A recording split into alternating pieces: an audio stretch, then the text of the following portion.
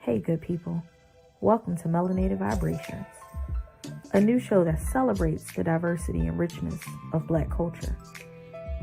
Join us as we delve into our individual mental health and overall mental health of our community. From the latest trends to the timeless coping mechanisms, we'll showcase the best of what it means to be mentally healthy. So sit back, relax, and get ready to feel the vibrations of Black excellence. Let's get started.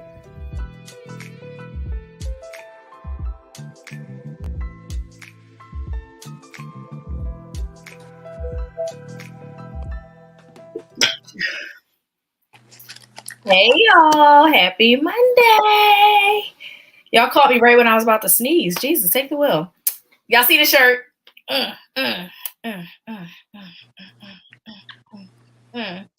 Go get y'all merch. Y'all already know the big exclusive merch.com. Go, period. There you go. Listen. Okay. Yeah. Y'all see how I'm coming today. Okay. Yeah. Look, because I got to turn around so y'all can get it. Y'all see how I'm coming. Now don't worry about what's in the cup. Just worry about getting the cup. There we go. So, happy Monday. I hope everyone had an amazing weekend. It's raining outside. It's doing what it needs to do. It's a nice breeze. It feels good. I got my window open, so hopefully them dumbass dogs gonna start barking outside. But it is a very relaxing evening. So that means that like everybody is in the crib, hopefully safely. If you are out driving, please take your time. Be careful. Shit is blowing up and bridges are collapsing. So just be careful out there while y'all out there. Okay, that's what I ask. How was your weekend? It was good. Continued my festivities over the weekend. You know. Yes. Somebody graduated on Friday. Graduation period. That's what I'm talking about. Yes, graduated. So proud of you. So yes, I'm glad your weekend was good. Mine was good too. I feel like I was out in these streets all weekend, and I love that for me. That's it. Told y'all hot girl summer loading. So if you are on the stream, please make sure you tag in as many people as you can. Make sure you are sharing the stream, tagging your folks in Facebook, YouTube, whatever platform you're watching it on. Make sure you tag your folks in.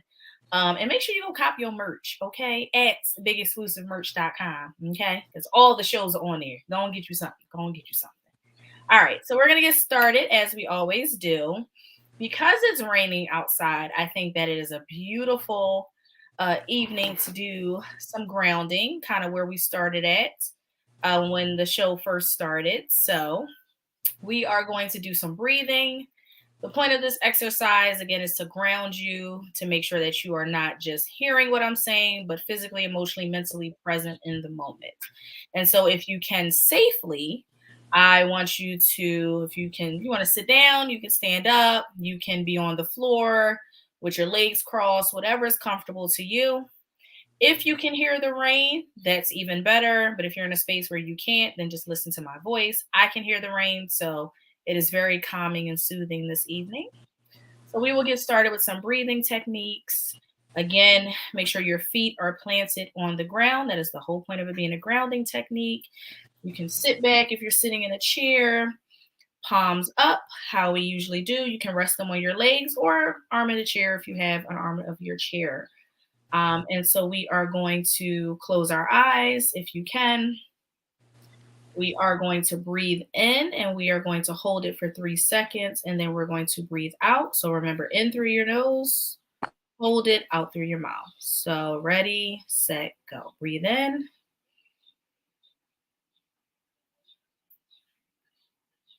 Breathe out. Breathe in. Hold it. 1, 2, 3. Breathe out through your mouth. Breathe in. Hold it. Breathe out. Breathe in. Hold it. 1, 2, 3. Breathe out. Last time, breathe in. Hold it. And breathe out. You can slowly begin to open your eyes. I hope that that was relaxing. Again, for those that can hear the rain, it definitely helps to kind of just focus yourself and focus what you hear on one thing. So while my son does have YouTube on very loud, I have managed to tune in and listen to the calming rain. So that is our grounding technique for today. We have a really fun topic, something that I think that definitely needs to be talked about on a podcast such as Melanated Vibrations. But before we get into that, I want to say that I am bringing into this space respect. There we go. I'm bringing into this space respect. If you guys could tell me what you're bringing into this space. I think that the topic we're going to talk about is going to be very different for all of us. But I do think that it is important that we are respectful in the conversation that we have. Again, if you're joining, please make sure you tag as many people as you can. All of your don't start your shit, Shannon. Make sure you tag in as many friends, family, co-workers. Yes, Tiff, Hey. we'll appreciate it. Hey, Jay Boogie. Hey. Yeah.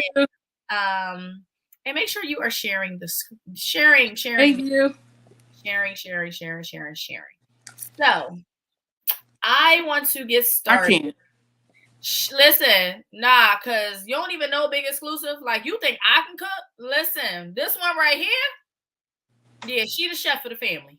Like my dad's jeans, our daddy jeans, yeah, he gave them to her. Not they shifted over. Not the first. I can cook, like this way. but I can't bake. I can't bake. Lie. You just made funnel cake. You be making pound cake for them. You always making something. We have like an event. I got you. I'll be doing it for people if they ask me. Only if you ask. Big Exclusive is one of those kind of people. We do small events first before we invite everybody. Yeah. So it's not gonna be an event. It's gonna be like 4 or 5 of us, and then we'll talk. You gotta read the room. Oh, you gotta read the room. Yeah, we'll talk about that afterwards. But yeah, she the cook of the family. Like I can cook, but this one right here, okay? She still owe me some oxtails. Matter of fact, oxtails. Tiff, don't you owe me some oxtails and macaroni and cheese? Now that I am thinking about it. Y'all out here not sharing. See? And we can do a little event. Yes. If you're just joining the podcast, make sure you share and stream, and make sure you go copy your merch. Mm-hmm. Y'all see it. Y'all see this cup. I ain't gonna tell y'all what's in the cup, but y'all see it. Wait, let me turn it around again so y'all can see it. Let me turn it. Look at the shirt. Look at the. Y'all don't even know. I couldn't wait to get my merch. I was so excited when it came. Yes, potluck. Y'all already know what's in the cup, but potluck with black people is better because we know how to wash our hands. I don't do potlucks.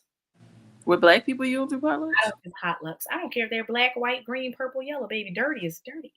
My husband hates potlucks. See, and that's why I knew he was my brother from day one, because he was like, I'm not eating none of that shit you I don't do potlucks, baby. I don't do potlucks. Keisha make it, Susan make it. I'm not eating it. I don't do potlucks. You understand what I'm saying? I don't do potlucks because I don't trust nobody's kitchen. If you got 7 cats, I'm not eating your food. Just know I've been in your house, so I know. But I don't do potlucks. There's very few people. Like Tiff, I eat from her house. Shannon, I've had food from his house. It's a handful of people. See, it's just us. I'm hollering. That's all. It's not the company potluck. Hey. Shout out to Deandra, the host of Unlatched, comes on Fridays at 9:00. Make sure y'all tune in. It's always some dope ass topics. Again, we are going to make sure that Ben potluck. we want to make sure that we are tuning into all the shows for the entire week. See, and that's what I'm looking for this, because it be giving your cat, your dog jumped on the counter, took a Giving the boo boo.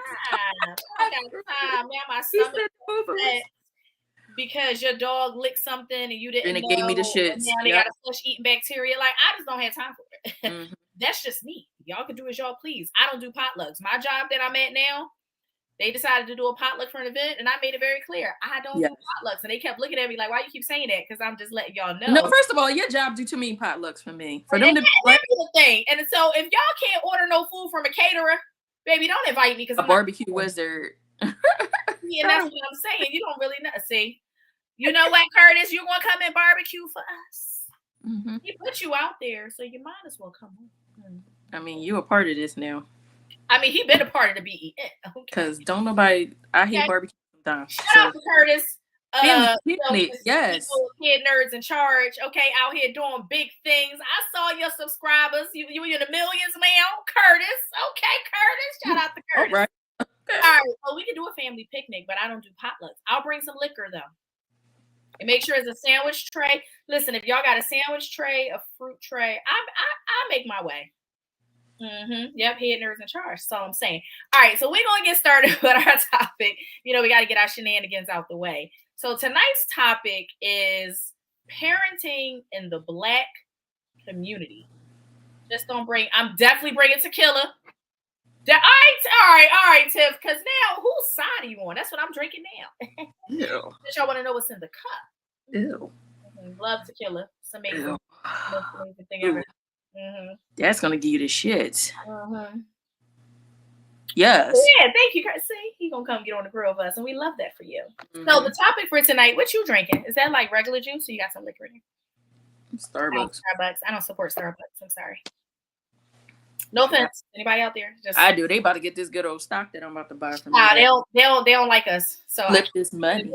I can't do it. Can't do it. So tonight's topic is parenting in the Black community.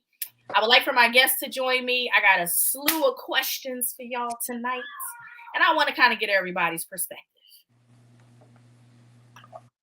Hey. Hey, Shannon. Y'all not gonna be talking about my tequila. It is not dirt. Hey. Tequila is dirt. Tequila is disgusting. Who drinks that shit? Thank you, Adairess. I drink that shit. Who drinks that shit is nasty. That shit is nasty. That shit is so nasty. No. No, thank you. Brown all day. I drink brown too, but I like tequila because I don't wake up. First of all, hey Dom, hey Adairess, hi Tiffanyann. Hey. Little housekeeping right quick. Okay. Salute to y'all. I know y'all about to go on the summer hiatus, so that'll be like the end of season 1, and then y'all come back for season 2, is what I'm understanding. We was gonna do pre-recorded shows. Okay, all right. I misspoke. I'm sorry. Pre-recorded shows. I'm gonna give y'all what y'all need. They just gonna be pre-recorded and shorter. Now, Tiff. Yes. How you doing tonight? I'm amazing. I'm tired, but I feel amazing. I wanted to say congratulations to your boy. Yes. Doing that too. Tiff a good ass mom. Thank you. Thank Salute you. to you and Mike. Salute to him for all his hard work. He's gonna be joining his big brother. That should be epic for them. I love the Montgomerys. Keep up the good work, man. Salute to y'all. Thank you. You know, LeBron James. To you. Curry's out here. I seen you with your good old cap and gown walking. So salute to you. And Dom, salute to you and your lukewarm girl summer. You don't even know all the shit that's been happening this weekend, baby. It's definitely holy. That's what I'm talking about. No, they know. That's what I'm talking about. Do your thing. Salute I'm doing it. You ain't got to worry. Salute. I'm gonna live vicariously through you, Dom. Pretty much. I'll let you know how it goes. Pretty much. If you having a hot girl summer, I'm having an ice cold summer. I'm so sorry. Facts. I'm with you, Shannon. Yeah, but you know what though? I will say, I don't mind at all. That's good. I don't mind. I'm not used to this life, so I had to go on and see about it. See a man about a dog. Ain't that what they say?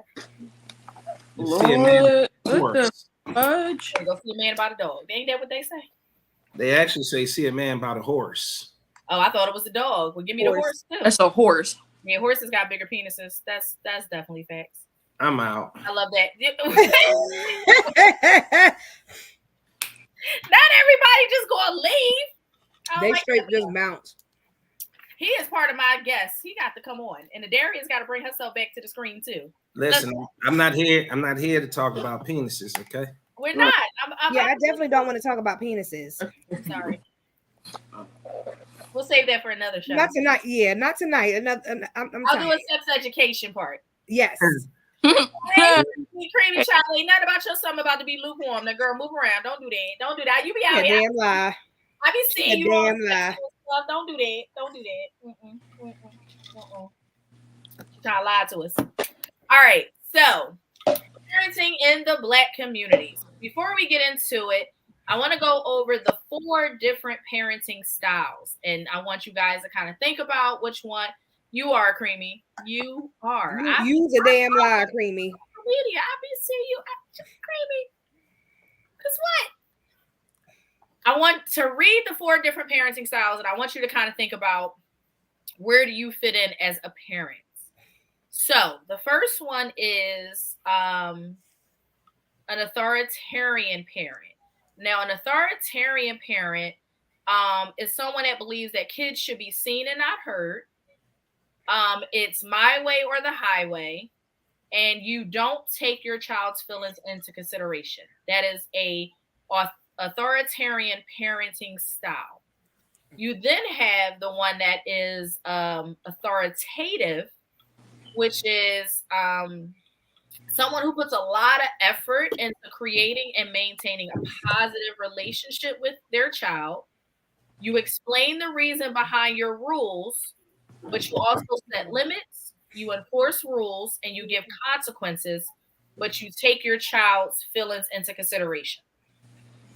Then you have a permissive parent who sets rules but barely enforces them. They don't give out consequences very often, and you think that your child will learn best with little interference from you. Sounds like white people. Thank you, Taylor. I'm not Nope. The last one is, we all know somebody of this category, is the uninvolved parenting style. Now, this person is a parent that does not ask their child about school or homework. They rarely know where their child is or who they're with, and they don't spend much time with their child. So basically, you can't call them a parent. They're just there. That's their parenting style. Praise the Lord. Well, we all know people that are uninvolved, that have an uninvolved parenting style. And that is insane. We're going to have to change the time of this show, because clearly it is Adairess dinner time at 7 o'clock. And no, it's not. Not all the time. She can't eat before or after the show. Her sugar is low. She got to eat. What you eating though? Fries. Her sugar is low. Because Taylor just made some bomb chocolate chip cookies. He just passed me some cookies.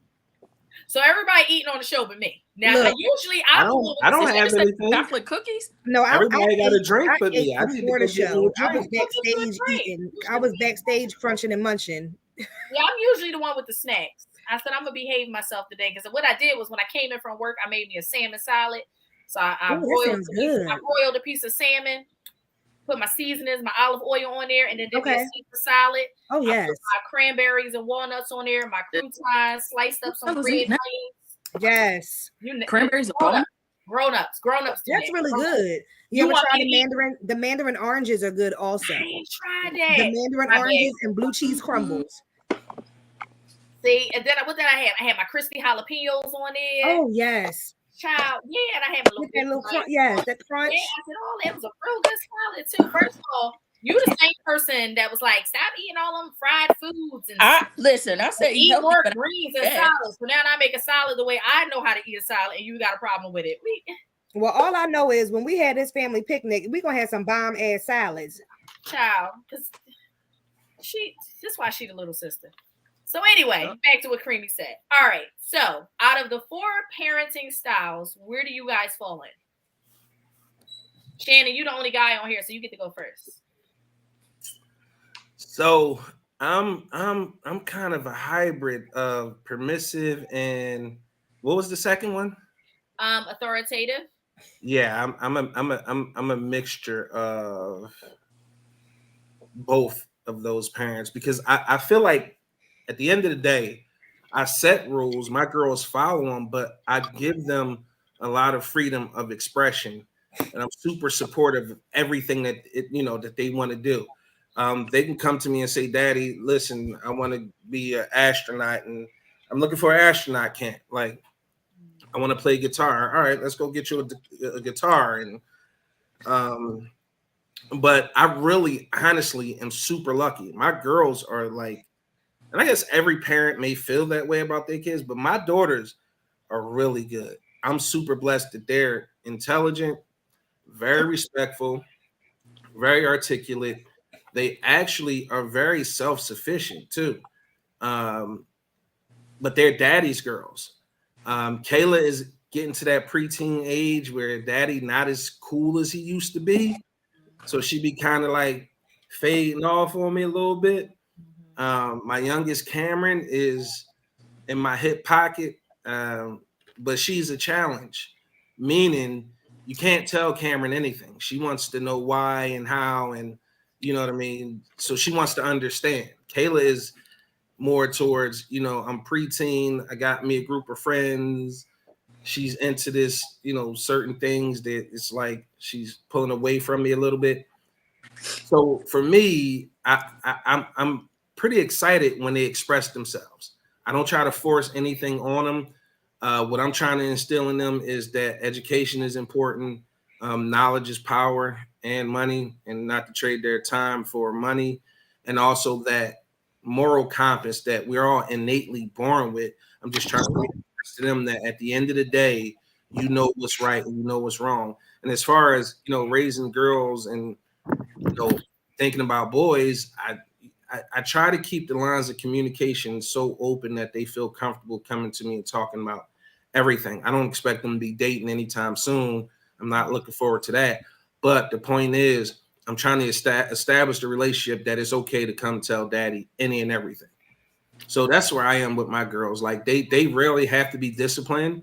Like I said on a previous show, I believe maybe once each one of them has actually been disciplined, and I really had no need to do that again.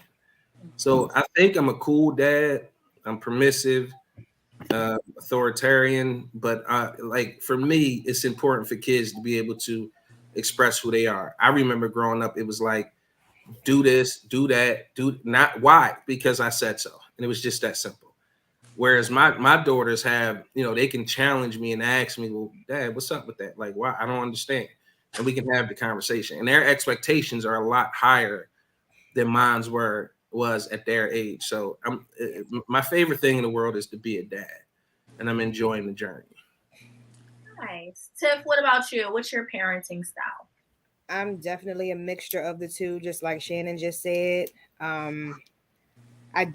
I think that it's very destructive to a child if you don't realize that they have emotions as well. I don't live by the children should be seen and not heard, because that can really damage a child. I'm very open with all of my kids. I have different relationships with all 3 of them because they're all 3 are very different and special within their own regard. They're very comfortable, sometimes a little bit too comfortable, but that just goes to show the job that Mike and I are doing as parents, that they can come to us about things that may be embarrassing for us to talk about as parents, and it's uncomfortable for them. I don't think that my kids are dating. I know that they have a lot of interests. There are a lot, especially my boys, like my guy, because my boys are athletes. They're athletes. Girls always, oh my God, Malachi, oh my God, Taylor. And I'm sitting like, bitch, if you don't get away from my son. But being realistic and understanding the times that we're in right now, I make it very comfortable for them to come to me. Like, I was really shocked that my oldest actually came to me to talk to me about sex. He disclosed a lot of things. We went over a lot of things. He asked a lot of questions, and I asked him questions, and I could just tell he wasn't nervous. So that's just a testament that my style of parenting is working for our children. Nice. Adairess, how about you? I would say I lean more towards permissive. I didn't know until recently I was more towards permissive. I get authoritarian here and there, but you definitely let my niece do whatever she want to do. You don't enforce no damn rules. But go ahead. Oh, fine. You pulled your card. So I would say having an 11-year-old, it's an experience because you don't want to push them too far away from you. Yes. But you don't be, like, permissive. So you try to, like, give a little bit of permissive so they won't, like, I guess, hate you in the long run. I don't want her to be like, oh, you just stand over there and you just be seen. It's oh well. But because she about to go into that preteen stage, I try to be like, let me kind of like back up off of her a little bit because I was like really hard on her for so long. But I'm like, I have to back up off of her so she can, man, raising a little girl is an experience. Oh, I know. Mine is 11 also. The up and down, the up and down, the up and down, the up and down, the up and down. It's like you never know what you're going to get until they wake up. I'll ask you this too, for us that have girls. How was the experience with them getting their cycles? Did you notice a change in their behavior? Because that's a huge thing that I prepared my daughter for, and I also prepared their father for. Yeah, that's what I've been trying to like open her into talking about. She don't want to talk about it yet, but I'm like forcing her into it. I'm like, this is going to be you one day. Like we have to prepare for she hasn't been there. She's not there yet. No, she's not there yet. Yeah, Kayla isn't there yet either. Okay. So I'm not ready. You're not ready? No, I'm telling you, and I'm going to give you all a piece of advice. And I had to learn this from my experience because I don't know if I think I may have told Dom this or Shannon this. I was 8 when I first got my cycle. And that was a really hard time for me because you're a kid. You don't know what's going on. So growing up and just learning about my body and the changes and my attitude, the way my body changed physically, it really mentally weighed heavy on me. And I think that's the reason why sometimes I'm really closed off when it comes to certain things. I know I spoke to you guys about getting the breast reduction.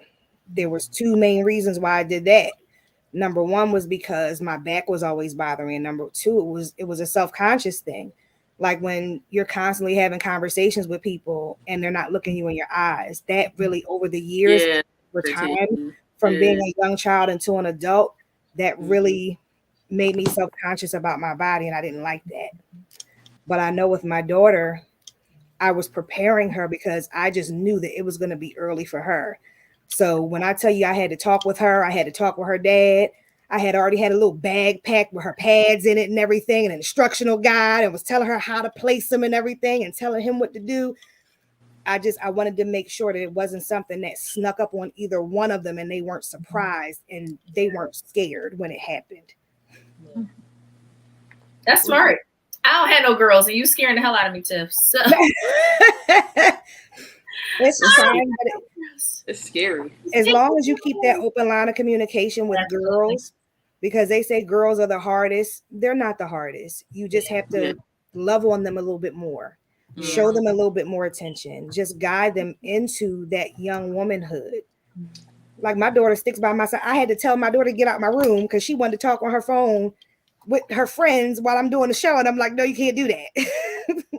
But that just goes to show again the closeness that I have with my kids, that they feel so comfortable. Yeah. I would say my parenting style is a mixture of the first 3. Authoritarian, not so much like kids should be seen and not heard, because that's kind of how I grew up and I hated it. But sometimes it is my way or the highway. Like if I tell you to do something, bruh, just do it. Like it's not a negotiation. Just do it because I said so. Like, my son is going to be a lawyer, some type of politician or something when he grows up, because he will go back and forth. You want to know why, when, what? Get that from his mom. He about to ask 21 questions because he got to know. Like, if you tell my son something, he's going to ask you 21 questions after that. And you better be prepared. And he's very literal. So it's like words mean a lot to him. But I know part of that is from me, because you have to be very careful with the words you choose, because he gonna hold you to each word, literally each word. So sometimes I be like, all right, Joseph, you know that's not what I meant. Like, so authoritative in the sense of I do set rules, I set limits with him. I'm really big on boundaries. I give consequences, but I am a parent that acts like, one of my best friends says it all the time. Like, I love that you do that with the kid. Like, I will check in with him. Like, I allow my son to have his moment of feeling whatever it is he wants to feel. If it's angry, if it's sad, if it's happy, if it's whatever, excited, frustrated, I give him that space to feel those things. Now, the answer on the other end may still be no, whatever, but I give him the space to still feel what he needs to feel, because I don't think that within the Black community, that is something that has been privy to us. A lot of us, not all of us. Some of us had those parents that allowed us to, created a safe space for us. But majority of the Black community has just been like, you don't have no feelings. You do what I tell you to do. You don't ask questions. You don't talk back. You don't do none of that. And that's so wrong. And it's so wrong, right? So now as parents, we have to do something different with our children. And then permissive, because I be set rules. I be putting him on punishment. I'm like, oh, you on punishment to the end of the school year. And then he'll come in here and be like, Mom, can I have the iPad? Just take the iPad, yo. Like, I be trying to stick to it, but, that boy is spoiled. Like, we got a trip planned in 2 weeks. We leave next Friday. We're going to Disney. Like, it's insane. Like, I got so much stuff lined up for him. He like, Mom, I'm so excited to go to summer camp. And he came in my room the other day, was like, what am I going to do for the summer?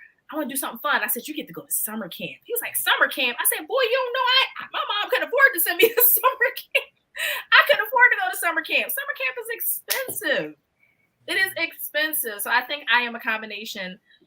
Exactly. We were just raised to survive. Like, it was always survival for us. Wow. And so I think I'm a combination of those things. Hey, bro. So that's my parenting style. It just depends on what day you catch me.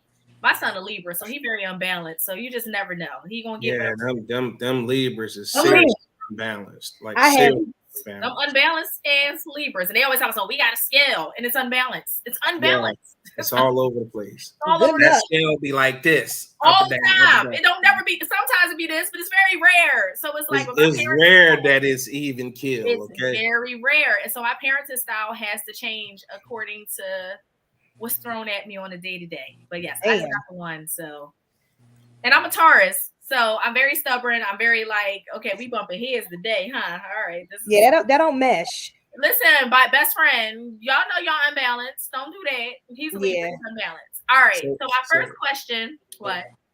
So no, we heard about the styles, right? Uh-huh. And this is always something that's in the back of my mind. Uh-huh.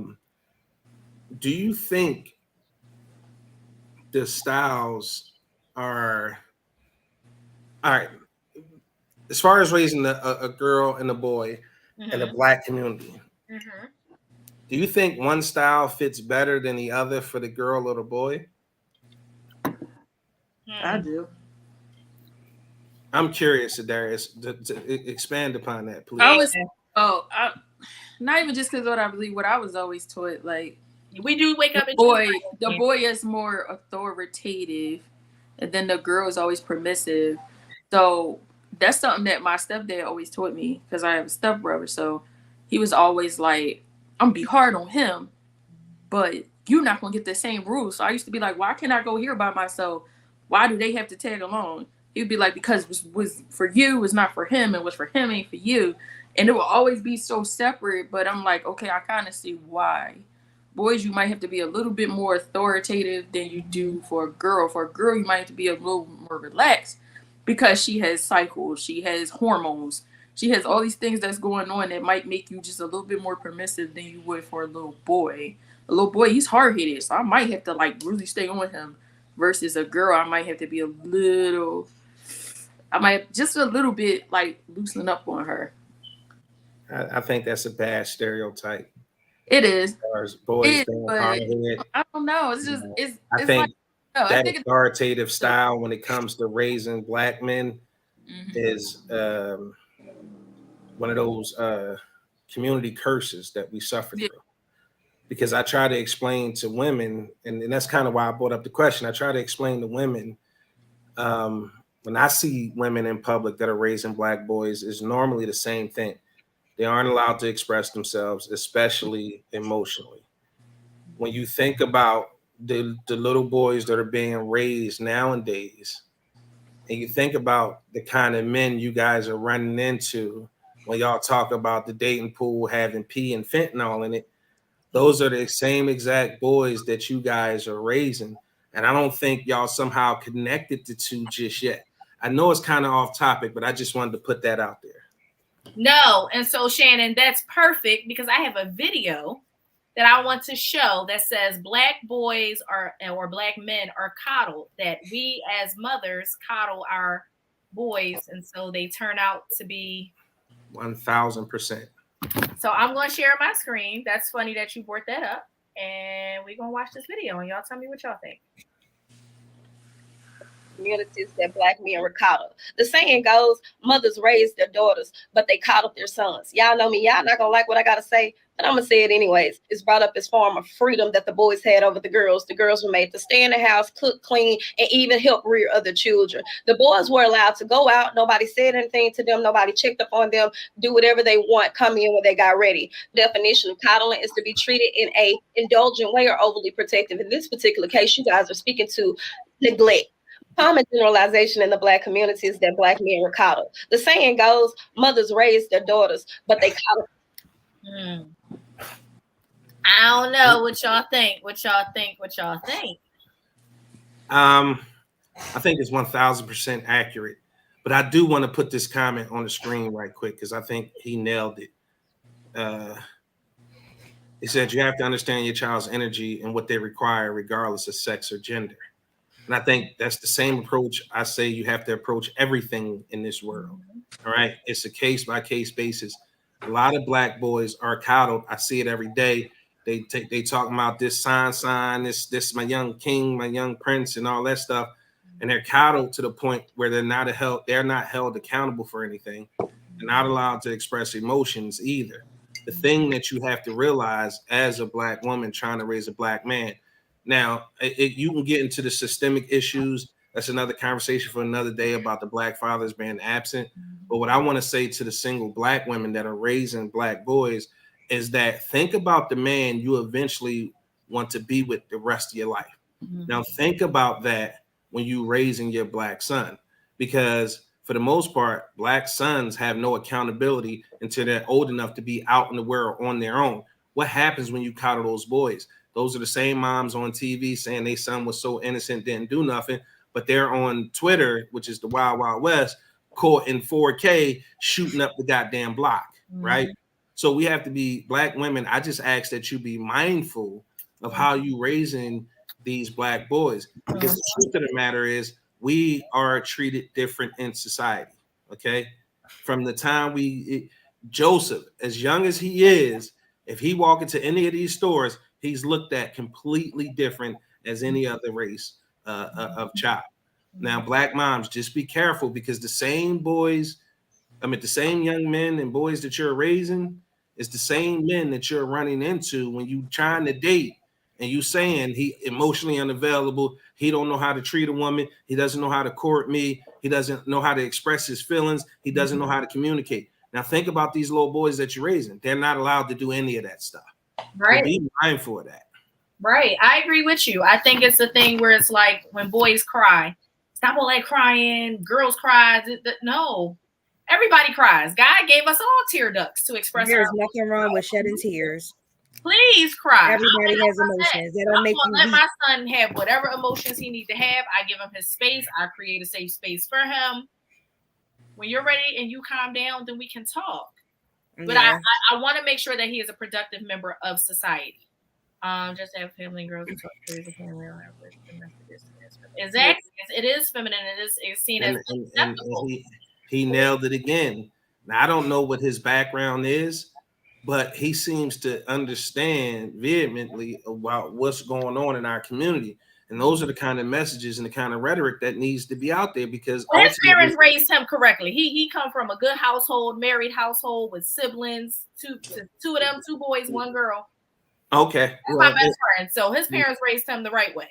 Right. So what I'm trying to say is, even with him being in that environment, he has enough experience with our community to understand where we're going wrong, so to speak. And I think that's the rhetoric that we need to kind of put out there in our own community, because we're responsible for us. Absolutely. We need to hold each other accountable, because at the end of the day, nobody else is nobody's waiting on Superman. We all have to be heroes for each other. It's important. It's so important that we give our young men and our young women the opportunity to change our generational curses. We have to give them the tools necessary. I say all the time, the woman I want in my life creates my personal fortress of solitude. It's a place when I walk through the door and I can be vulnerable. I can cry. I can honestly say how my day was going. I can honestly express my feelings. Well, the opposite is true. Those young men need to know that what accountability and responsibility is. Now, again, we all understand, or at least I hope we do, it's not always going to be feasible for a man to take care of a woman 100% when it comes to finances. But a relationship is so much more than just finances. No relationship ever lasted on finances, okay? What we need to understand and what we need to instill in these young men that we're raising is, be held accountable. Step up. Be a respected member of your community. It begins and ends in your household, because your household is the microcosm of the society that you want, not the one that's out there, the society that you want. So you have to live and be that example. And it's super important that we stress that being a dad is cool to these young men. Long gone are the days of that Jerry Springer mentality. Excuse me, I'm not the father. Step up. Especially if you know you got a good woman. Step up. And ultimately, everybody has to understand that we all have to grow up and mature and evolve. The key to a successful relationship is communication throughout that evolution and that maturation process, so that you understand where your partner is at all times. You can always meet your partner or catch up or make sure you guys are still traveling that parallel street together, as opposed to going into opposite directions. I agree.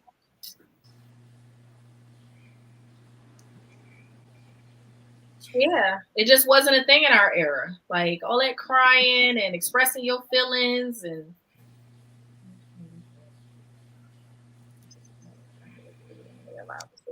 absolutely, I can attest to that. Absolutely. Every child needs something different. So on that note,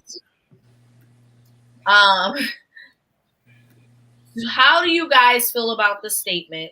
Or do you guys believe in the statement, what happens in this house stays in this house?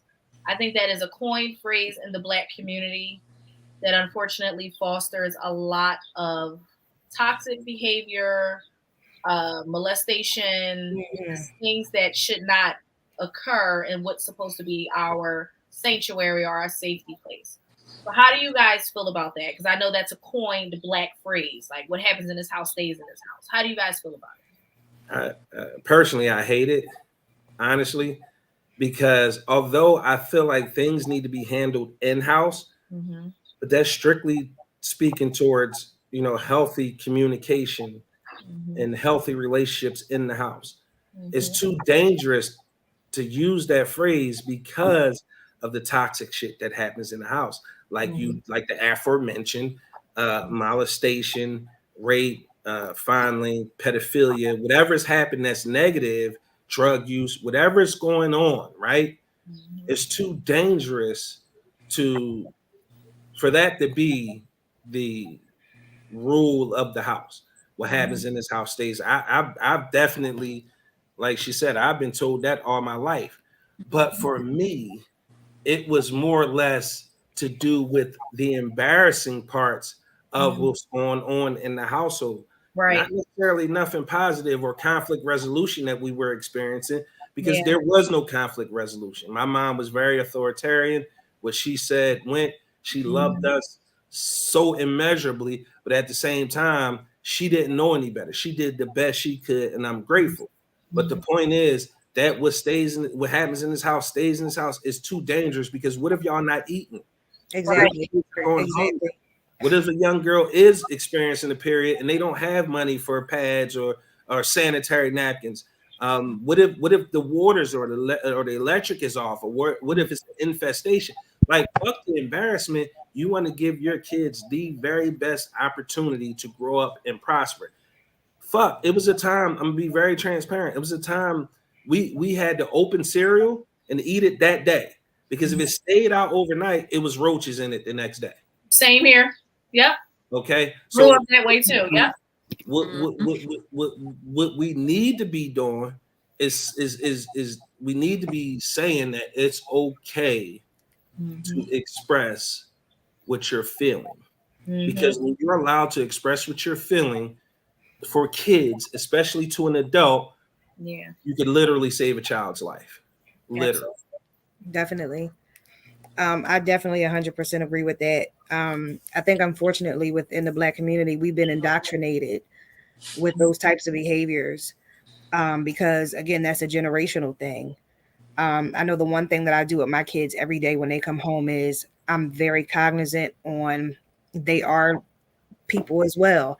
They have their rough patches. They have their good days, their bad days. So the very first thing I say to them when they get in the car is, how was your day? Talk to me. Tell me how your day was. Tell me what your experiences were. Tell me what you learned. How are your friends? How are you? I've gotten off the phone with you like, yo, I just picked the girls up. Yep. We need to have this conversation. Yep. You too. Yeah. Let me hit you back. I just picked up the girls. Yep. We need to have this conversation every day. There's something that you need to make sure that you're always having open communication with your kids.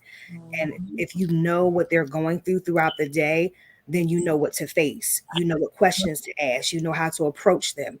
At times, you also know how to discipline them. Right.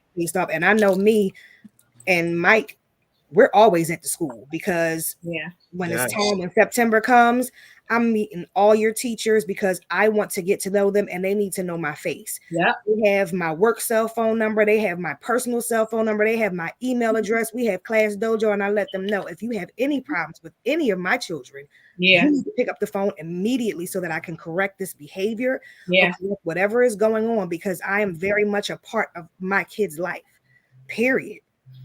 But I also you cooking. Also with that, like, my aunt has been a teacher for 30 years.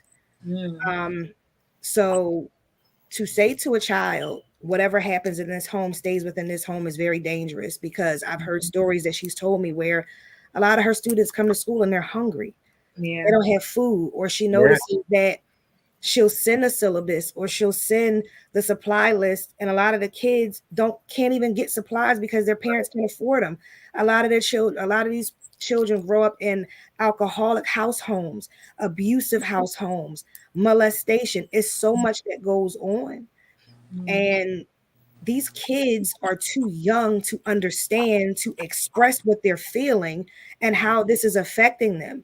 So a lot of times when you see a kid with the attitude, or you see a kid that has a hairpin trigger attitude and they're always lashing out, or they're a bully, so much so balled up that they're just quiet and they just hide away from the world. There are reasons as to why.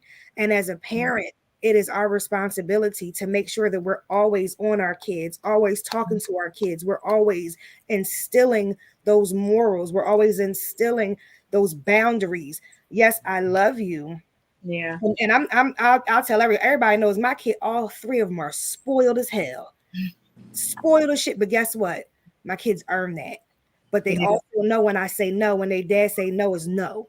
They know not to press my buttons. They know not to press his buttons. They try to play that. They try to play in between us. You can't do that, because we have 3 Leos to 2 Gemini parents. Woo!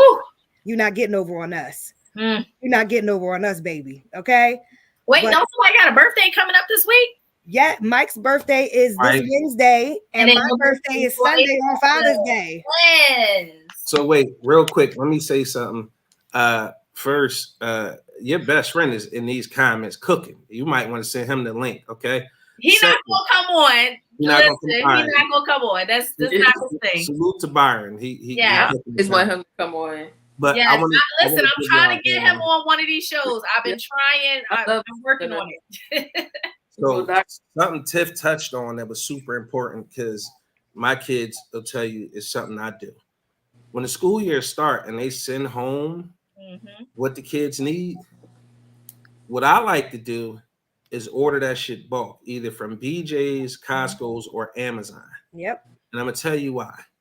Everything that they send home, just like Tiff said, every kid may not be able to afford everything that they need that's sent home. So if I'm in position, and even if you only can buy an extra set, right? Drop it off to the school, drop it off to the teacher. It's 5 people I make it a business to know when the school year starts. The principal, the vice principal, the person in charge of discipline, the teacher, and the nurse. Absolutely. I can run down the list. I know each one of my daughter's teachers. They're in the same building, so the rest of the stuff is the same. But it's important for you to establish those relationships. It's not about getting any preferential treatment. It's about them knowing that they can call on you at any time and know that you're available to the school. I've volunteered pretty much wherever I can the whole year, even to the move up ceremony. It was shit that I had to do that was important to me and my business, that I said, it was more important for me to volunteer at the school to make sure they had everything they need. But if you can, parents, when the school year starts and they send that list of supplies, if you can buy an extra set and send it in to the teacher, if you could do a little more, because every kid is not as privileged as to have you as a parent. It's super important that kids, even Mr. Brown allowed the kids, and Miss Fry, as a matter of fact, allowed the kids to have snacks in the class. Certain ones, because it's a peanut allergy thing with kids, you can't have certain stuff. But they sent home a list of approved snacks. All right. I might go to BJ's and pick up the big box, 2 or 3 of them. Mr. Brown, Miss Fry, put that in the closet so that way y'all don't run out. And at the end of the day, that goes such a long way, where kids go home with this list and imagine their parents saying they can't get it. And then they come to school the next day and say, oh, hey, it's cool. It's been donated. We got you covered. Listen, kids need every advantage they can get to learn. Definitely. Food on their stomach, supplies and books. Do the best you can to be a blessing to somebody else. I promise you, it always comes back. And it's not going to come back the way that you think it is, okay? But in order to get a blessing, you have to be a blessing. Just do that next school year. Grab an extra set of supplies. If you could do more, do more. Sorry to side rail. I just wanted to get that point out because Tiff mentioned it. Listen, my son had a first day at camp today. Hey, so how was camp? Did you make any friends? Did you talk to anybody? How was swimming? You have to spend that time with your child. You have to know what's going on. Me and the principal, hey, Tony, we on a first name basis. I be texting him all the time. Hey, principal. My son, Dean, the deans is 3 deans for his grade. They already know. In the beginning, it was a little rocky with the behavior. They would call me. I'm on my way around there. I live right around the corner. Don't even worry about it. I'm about to walk around there. It got to the point they was like, Mom, thank you so much for coming. Oh, no worries, darling. I ain't had nothing else to do. I'm on FMLA anyway. I had time. And I would come right around here to the point where they would stop calling me. They like, she is getting here expeditiously, and we don't like this. Like, one day they let me go in the room with him. They shut the curtain. They was like, all right, Mom. I was like, no, it's not all. We don't got to do all of that. But when you're involved, it shows. Be different than what we experienced when we were children. Yeah. All right. So I'll tell you another thing, though. I'll say one more thing after that. Also, be mindful of who your children's friends are. That part. I know what I do with my daughter. Because she's so impressionable at that young age of 11, and I know hormones and all that good stuff. Yeah. We go skating. I take them skating the same place I used to go skating at when I was a teenager. We go skating, and I tell, invite your girlfriends. Yeah. Their girlfriends will come, and we'll all be skating together. I'll talk to the girls. So every time she's on the phone with her girlfriends, hey, Miss Tiffany, tell your mom I said hi. Tell your mom I said hi. but I have a rapport with those girls as well. So those girls know as a mom what I'm not going for. So when you're in my presence, I don't know what goes on in your household and what your mother will allow, what your father will allow, but this is how I am with my daughter. This is how I am with my kids. And they learn my parenting style.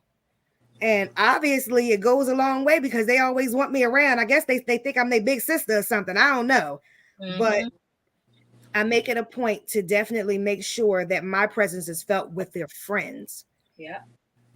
Yeah, when we went to New York a couple weeks ago, first of all, anytime it's a class trip, I'm first in line to chaperone. Okay, I remember that trip. First in line to chaperone. But the thing about it is, so the girls who followed my girls throughout their journey in school, they always like, oh wait, we want Kayla dad. Oh, we want Cameron dad. I'm gonna be honest with you. I just buy their affection. It's a little dicey for men to be trying to communicate with little girls. I don't do it. I try to be more mindful. I'm the type. It's Debo phone check, motherfuckers. Give me the phone. You see what I'm saying? I'm checking everything, every app, even recently deleted. And if I get a little angry, it's screen time now. Oh yeah. But at the end of the day, it's right. It's important for you to know who your friends are in contact with and the type of people they are, because sometimes here's how I know my daughters have a new friend, right? Their vernacular changes. Mm-hmm. They start doing the little ratchet or the little like little slang. And whoa, what are we doing here? Where you even get that from? Oh yeah, phone chat. This one, no, we're not doing that no more. They could be great people, but at the end of the day, anything that's going to derail my girls from what I want their mission to be, I'm just going to interfere. That's how you're supposed to be. I'm Inspector Gadget with my kids. Let me get your phone. I pay for that, so I'm combing through everything, all your DMs, all your Instagram stuff, everything. I want to know what you post. I want to know what you like to post. So Tiff, you must have had access to my question, so we're gonna just skip to this question. Since you guys are talking about it, have you guys had to talk with your children about their friends, that friend versus foe? Because you know, us as parents, we know when somebody is a true friend to our kid versus the ones we like. Absolutely. I don't like that one. Like, absolutely. You gotta know who they are. Because my daughter, she goes to like I always say it's the non-melanated school. So when she has like conflict with her friends, it's almost like I have to say, okay, girl, if you look like this is what we do. If they look like this, they do something different. So now I have to explain to her, like, okay, they do this in their household normally, but you know, us melanated people might do this and that. She'd be like, well, I don't get it. And I'd be like, well, you know, it might be different for them than it is for us. Like last year, I would say I have an okay rapport with the bus driver. I had to like check him a few times. So I'm probably not his favorite parent, which is cool, but I've had to check him a little bit because I'm like, look, I'm an active Black mom. I don't know what y'all think. I know y'all think that we're all on welfare. We don't have 2-parent houses and we whatever. I'm coming to you as if my child has a problem, you need to be able to communicate with me and we'll go from there. So I've had to check him a little bit and I'm not his favorite person. So last year, he was trying to suspend her for a fight that she had with one of her best friends. I said, you're taking this outside of them as friends because the friend didn't want to be bothered that day, or she had a problem, or she just wasn't feeling like my daughter is very like a loving kid, but also she plays too much sometimes. So I guess the little girl, she's like really like introverted. She don't like to be bothered. She don't want nobody talking to her. She hates the school. She just one of those kids. Now she gonna shoot the school up. Don't have my niece be friends. So she's like a little bit more introverted. So what he decided to say was, it was like a week before the school was about to end. He was like, oh, well, she would have to do in-house suspension. I'm like, for what? Over an argument that them as friends had their kids. They're like 10 years old. Why would you give a suspension to a 10-year-old for something small that they had as a disagreement? That is something dumb. You will not be suspending my child. What she will do is she will come for this last week of school, and whatever you want to do the next week, you will do that. So automatically the suspension went away. So I had to have a conversation like, are you sure you want that to be your friend? Are you sure you want to be cool with her? They're cool now, but I'm like, watch her in the future, how she is, how she moves, how she acts. Like, that might not be someone that you can wholeheartedly be a friend to. And yeah, you should let them know when she didn't feel comfortable with the friend. So I allowed her to hash it out with the friend. And that was it. And there's nothing left to be said. But the only problem is, where do they go after that? I guess, where does the friendship go after that? Like, are they going to be cool? They're not as cool as they were now, because she's like, you almost got me suspended for something that was small. So I kind of had to talk her through it. My husband talked her through it. He was like, look, if you don't want to be her friend, you don't have to be her friend. So I in her school, they're a little different. They take everything to heart. It's annoying, but Child, that's because you out there with them damn colonizers and they want to be oppressed so damn bad. Somebody send my niece to a school with some black kids, please. Anyway. When they get a good school. Anyway. Wait, what was the question? She out here talking about colonizers. We're not talking about that tonight. Have you had the talk with your daughters about their friends? That friend versus foe conversation that all parents, we just know, right? We kind of know what's a good friend, not a good friend. Hang out, don't hang out, watch this person. So, yeah. So when it comes to friends, the conversation is always a little bit different for me because of my experiences. With my girls, though, I try to explain to them that these aren't really your friends, right?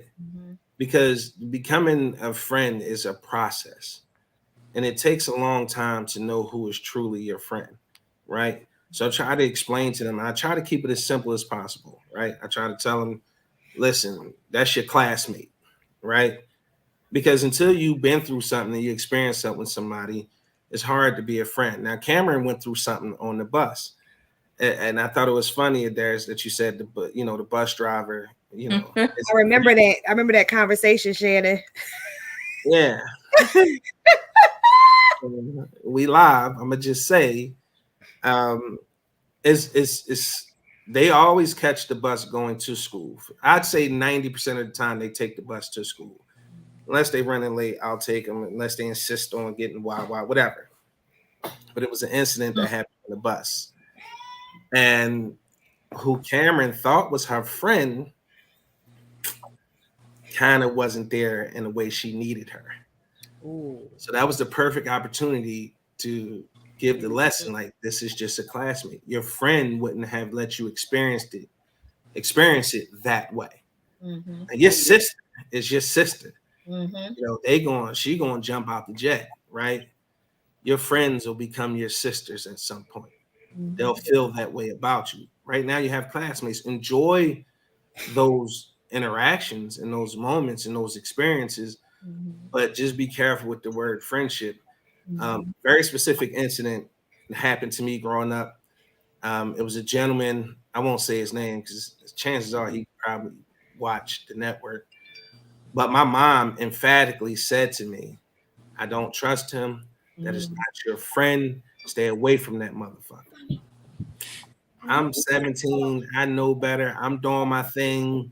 And this is right around the time she kind of like kicked me out the house. Now, again, that's another story for another show. Point is, when I found out that motherfucker wasn't my friend, was so dangerous, I could have lost my life. So my advice is to trust your parents. They've been there. They've done that. There hasn't been a kid on the planet able to outslick a parent. We've been there. We've done that. The technology may have changed. Some parents may not be as technically savvy, but those parents have what we like to call instincts. Yeah. You're never going to get over on a parent. Not at all. Been there, done that. We be knowing. That intuition. Yeah.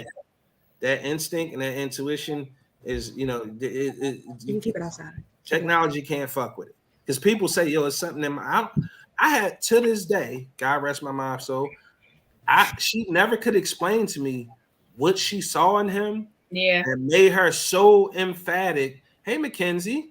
That made her Hey. so emphatic about not liking this guy. But the truth of the matter, she was spot on. So kids, listen to your fucking parents. They know, they've been there. You 17, she was 17, 15 years ago, 20 years ago. So we know, okay, listen to your parents, not because they're your parents, but because I think that this is the message I feel like get lost in translation with kids a lot of time. So many parents are running around trying to be super authoritarian. Do what I say because I said do it, right? Sometimes you have to take the time to talk to your kids, to explain to them why this is what you need from them. Because 90% of the time is about their own personal health and well-being, and they don't get it because they haven't had the experiences. So take time to talk to your kids. Kids, listen to your parents because they're trying to save you from having to learn the hard way. Hard way, yes. The lessons we had to learn because it don't feel good. It do not feel good. All right, so I got another question, but I want to show a video first, and then I want y'all to tell me how y'all feel about this new coin phrase of gentle parenting. Whatever that is. Quit running your house as if it's a fucking democracy. It is not. Your household is a dictatorship. Do what I say, do or fucking else. But now they have this thing called gentle parenting. Oh, I believe in gentle parenting. Do you? You're living, aren't you? Surviving is not thriving. But you are thriving. You survived it. I was very gentle. I was very gentle. I give you passes from time to time. See, you survived that night coming in my house drunk, throwing up on my damn carpet in my bathroom, talking about your cycle was on. Your damn cycle wasn't on. You were drunk. Well, at that point, I was way too old for gentle parenting. Gentle parenting is like when they're growing up, you don't whoop them. Oh, hell no. The Bible says, spare the rod, spoil the child. So I believe in whooping that ass. I don't believe in abuse, but I believe in whooping that ass and letting that ass know, reach out and touch somebody's ass. Yeah. Make this world a better place. Listen, parents, quit running your house as if it's a fucking... Oh. All right. That was a lot to unpack. I'm sorry. That's the parents I was talking about. Reach out and touch somebody's ass. Okay. I never heard that version of the song. All right. Okay. Well, there you go. There's the video. What do y'all think? Whoa. She's very, very old school. She sounds like old school. I don't care for it. I don't care for it. It's a lot. That was too much. It's old school. That's not for this generation. It wasn't for that one either. I'll say this. For this generation, though, the way they out here running them up. But I understand what you mean. To touch on what she said, remember that episode of the Cosby Show when Vanessa came in drunk? Mm-hmm. And what Claire did? Mm-hmm. That's more so my approach. That's my style of parenting. Mm-hmm. Because beating you, what is beating you going to do? Right? I like to wait until, if my children do something, I like to wait until my anger subsides. Mm-hmm. Because if I'm speaking to you when I'm angry, I can't really get my points across to you the way you need to ingest them. Mm-hmm. And I'm allowing my anger to take me in a space to where I may be belligerent. Mm-hmm. So these are teaching lessons. Mm-hmm. And granted, kids are going to mess up. It's going to happen. But you have to be mindful of exactly how you're trying to teach them to not do this again, or these are the dangers of making these types of decisions. This is what's going to happen to you. You're coming home drunk. What was to happen if you would have gotten into an accident? What was to happen if, okay, you're inebriated and someone approaches you? Are you going to be able to fight them off? Mm-hmm.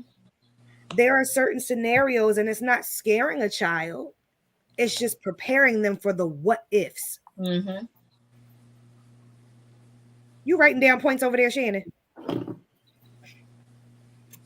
Shannon out here set up that booty call for when we get off this podcast. podcast. You're not supposed to be doing that. This is a very important conversation. You can do that later. I'm taking notes. Do that later. I'm taking notes. How you just gonna just? You know I like to stir the pot, Shannon. You live across the street, not in the house. God damn it! And I like to stir the pot from across the street. I ain't gonna tell him what I seen through the window the other night. I mean, did you have a good time when you seen it? What is going on, dear?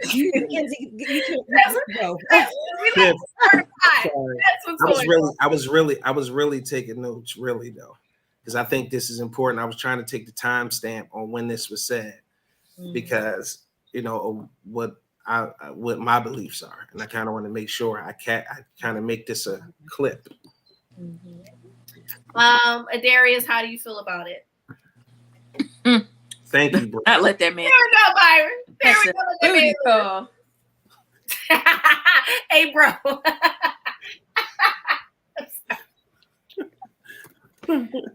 I don't like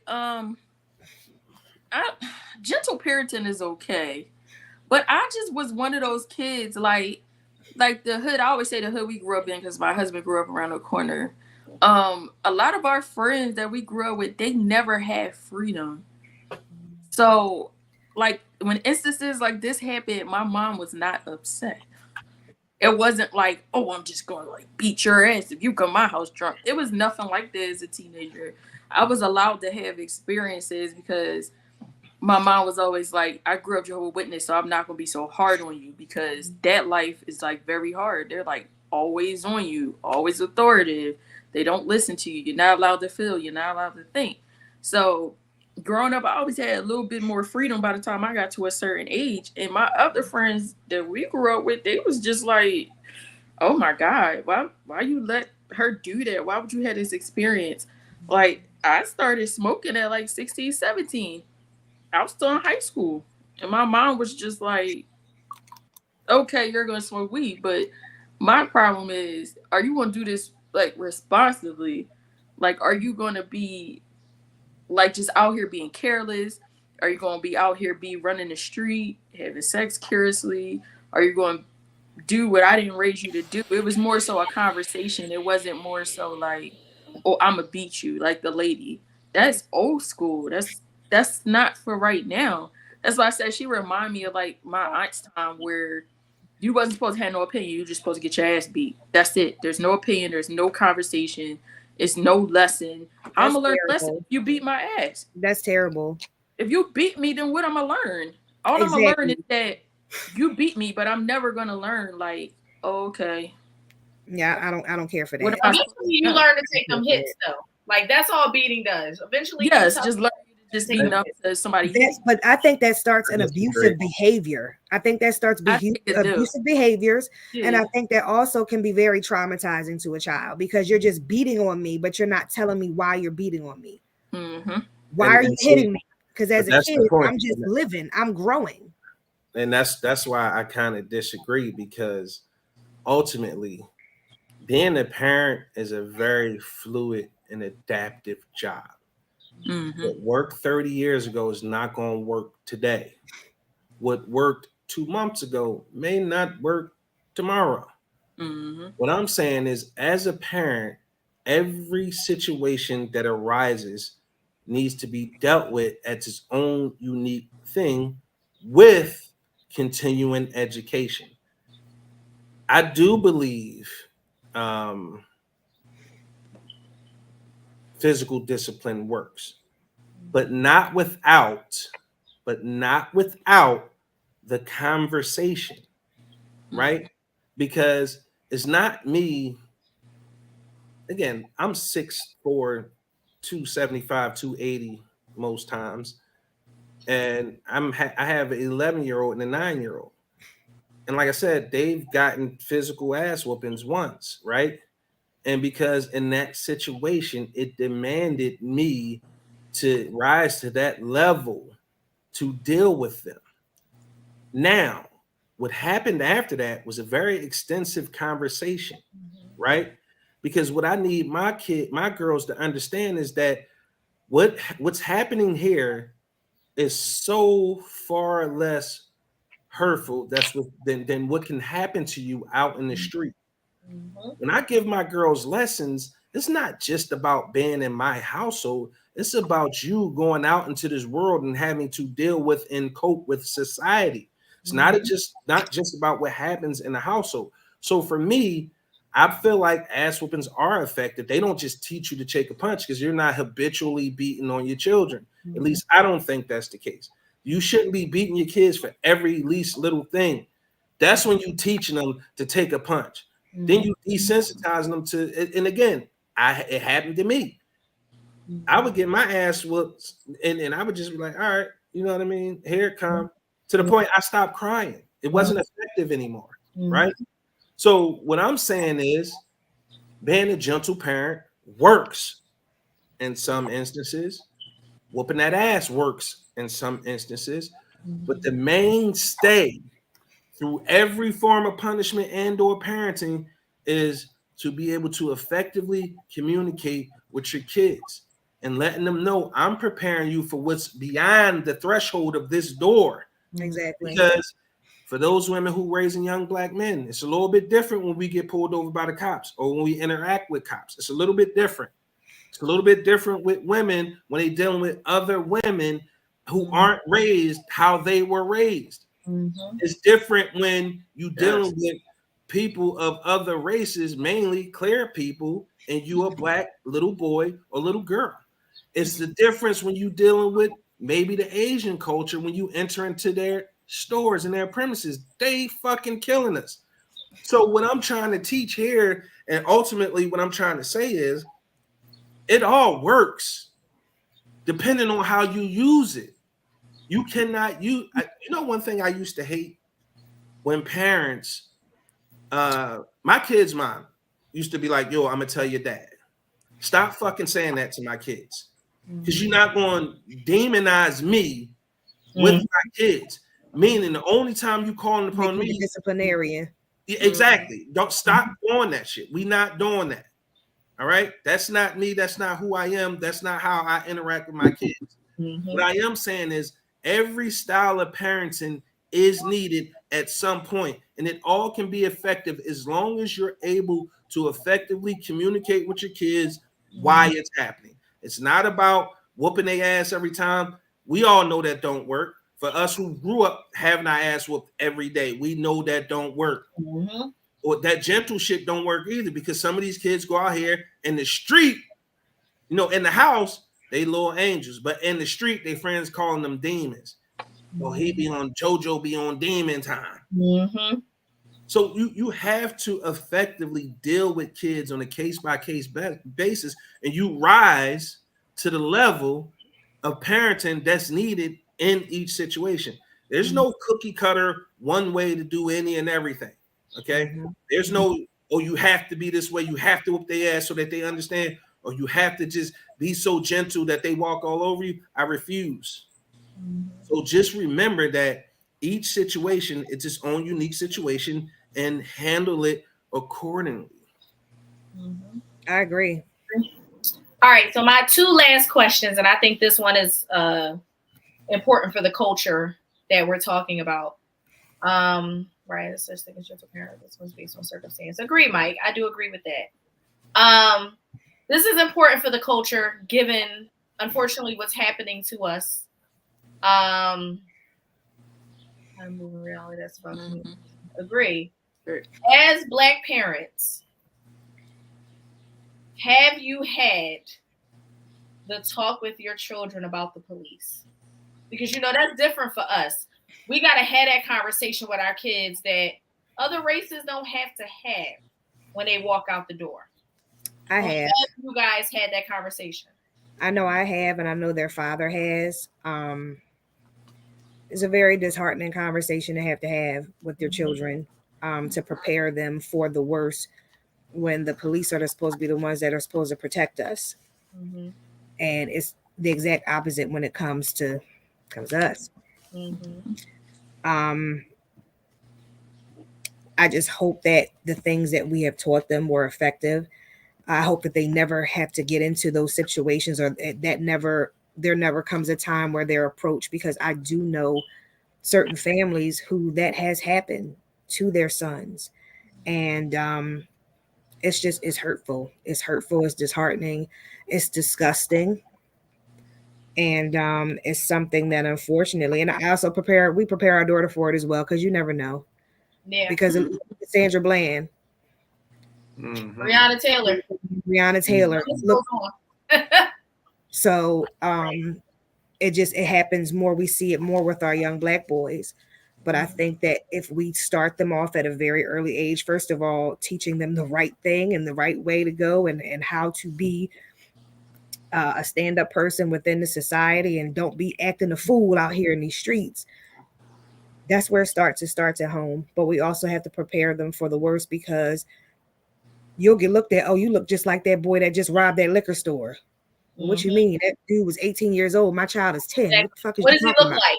So And they gave the description. that is so Where's the weird. video? Where's the picture? How you gonna tell me my child fits the description? This boy is light bright. My son dark skin. Are you kidding me? You just want to pin it on any Black man at this point. So I think for us, we definitely have had the conversation. And again, that's just something that I pray every night, every morning about, that not even just my kids, but just kids in general don't have to continue to keep going through this. Because it seems like it's no justice for us whatsoever. Yeah. I have a brother that's a cop, and even with that, I still am very strong about fuck the police. I'm gonna be honest.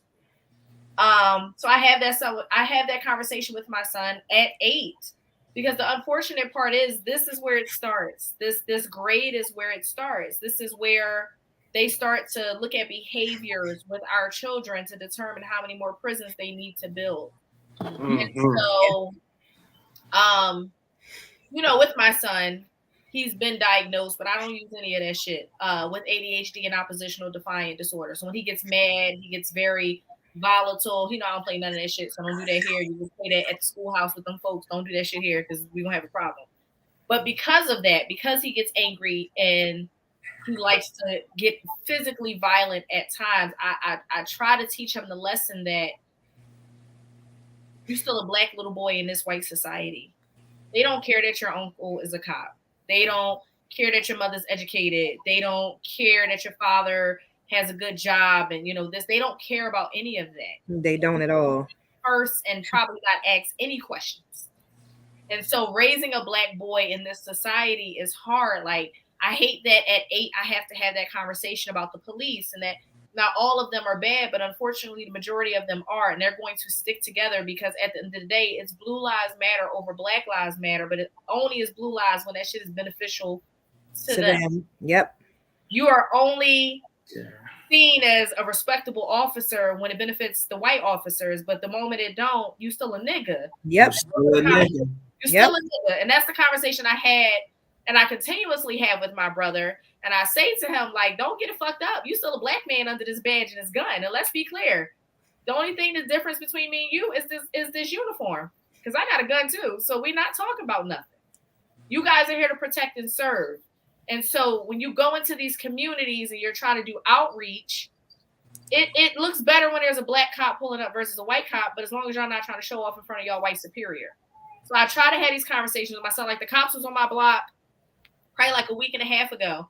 And my brother was one of the cops that was the first to come. And so my son ran over to his uncle and, he had to tell him, like, yo, nephew, but I need you to go across the street, because he feels safe with him. But I'm trying to teach my son that you can't do that with every cop. And God forbid if that was a white cop and he ran over, would have thought my son was a threat. Just trying to, like, prepare him. I hate that at 8 I have to have that conversation with him. But it is a needed conversation given today's society. It is what it is. We got to protect ours. Because they not. So definitely. So sorry about that. I had a little technical difficulty. It crashed for some reason, but you can explain. It will always and forever be fuck the police with Absolutely. Me. I should have been part of NWA. I say that and people get so offended. And and don't get me wrong. You hear them say it all the time. Oh, well, not every cop is a bad cop. Mm-hmm. Put me in the pit full of vipers. How am I to differentiate? I'm going to know which one it is, right? is a good viper. Mm-hmm. Now, here's what I will say. We all know somebody that's a cop. Shit, I grew up with one, and I run into him frequently. He's from down the way. My problem is there's no accountability when it comes to how police officers execute their job. There's no there's no check, or at least in my how I feel. I know about internal affairs, but for me, there are not enough checks and balances when it comes to police and how they do their job. Mm-hmm. I've witnessed them plant shit. I grew up in a place called the Bottom. Mm-hmm. The reason they called it the Bottom is the only place to go was the fuck up. Mm-hmm. Like I said, I've witnessed these. Now, was it drug dealing? Yeah. Was it violence? Yes. Mm-hmm. Once again, you put a motherfucking pit full of vipers in the pit together. What do you think is going to happen? Mm-hmm. It's the survival of the fittest. Mm-hmm. Now, do I believe there's a benefit to having police? Absolutely. Mm-hmm. I just don't find myself in any scenario where they're beneficial unless they undercover and they stop some shit from happening. Mm-hmm. Normally, cops are last on the scene. Like they done came after the shit and already went down. It's one of those jobs where it's high stress, little pay. I think if cops were paid a lot more, they'd be better at their job. And they had a third-party checks and balance system. They had some sort of sensitivity training, cultural training, and they put together Dom, like you and Adairess had your own like office to deal with certain calls that are to deal with mental health. I done seen them kill too many people going through crises, right? Where their lives could have been saved. I say all that to say, I talk to my daughters about the cops all the time. I haven't exposed them to certain things about the cops as of yet, but I let them know they're not here to be your friend. Okay? They're here to do a job, and that's to protect and serve. And if you're in a position and you need the cops, dial 911 immediately. Okay? But if you ever have to have any interaction with the police, keep your mouth shut. Boil down to be quiet. You reserve the right to remain silent. Exercise that right at all costs. A lot of people incriminate themselves. Even when the cops pull you over, people incriminate themselves. You know how fast you was going? Damn, yeah, I was going 71. He might not even known that. Right. I tell my daughters, let them do their job. You don't answer questions. You in the vehicle, you operate in the vehicle. Crack your window, license, registration, insurance. You not answering no questions. Simple as that. If they take you in, they take you in. You still not answering no questions. That's it. That's all. I don't fuck with the cops. There are good cops out there. Problem is, I can't differentiate who they are. Because they keep letting the bad cops get away with the bad shit and they not stepping in. That blue wall of silence is true. No. For the love of Christ, when you hear people, this is just a sidebar note. When you hear people say defund the police, that does not mean break the damn police force up. That does not mean we get rid of police altogether. It just means stop giving them money to fund military grade equipment, and you still have the homicide rates you have in inner cities in the fucking America. They got armed, they got tactical warfare gear, and it's still not helping with the problem. Take that money away from buying that silly shit and put that money into programs, mental health solutions, different third-party checks and balances for police officers, and take away their immunity, please. That's a quick sidebar. I'm sorry. Agree. Adairess, how do you feel about it? Have you had that talk with your daughter? Yeah, I definitely do. I always tell her, you know, in those situations, because you're a black little girl, the outcome for you is always going to be different from that of your friends. If you're with the same friends you have now because they don't look like you, it's always going to be something different. And my child is the child that does have the ADHD diagnosis with anxiety. So I always tell her, when you're in school, you have to not act a certain way, not put pressure on her, but also realize your surroundings. Realize that you're going to be labeled a certain way. As soon as you act out, as soon as you do something, if you get too crazy, they might call the cops on you. Even though you're 11, they might call the cops on you. You're not going to be granted the same immunity as your peers in your class. Just recognize that they're going to stereotype you. It's just what it is. Even though you're a little girl, they're going to stereotype you. Now at 11, she's finally starting, the wheels are starting to spin. Like, she's on like YouTube or on the internet, she's Googling or something, and she's seeing exactly what we see is happening to all these people. So now she's coming back. She's old enough to come back and say, well, what happened to this lady? What happened to that guy? What happened to this guy? That George Floyd thing really set it off for her. So then I had to go through a series of showing her all the movies. I took her to the Smithsonian African American History Museum. If you haven't taken your child there, please take your child there. It's really, there's so much history and education. So much. It's a whole nother world. It's a whole different world of things. And showing her, and we reading it, and she's like, Mommy, this happened, and that happened, and this happened, and that happened. Or she was like, well, what happened? Was my mom alive? Or was Aunt so-and-so alive? And I'm like, this is the time that they grew up in. This is what's happening. My mom is like 63 years old. So she's seen a lot of that civil rights stuff into now. So she's like, well, is this really what's happening? So now she's looking at her peers, our counterparts, and she like, man, ain't none of y'all right. I'm black. So now she realized, like, oh shit, I'm black.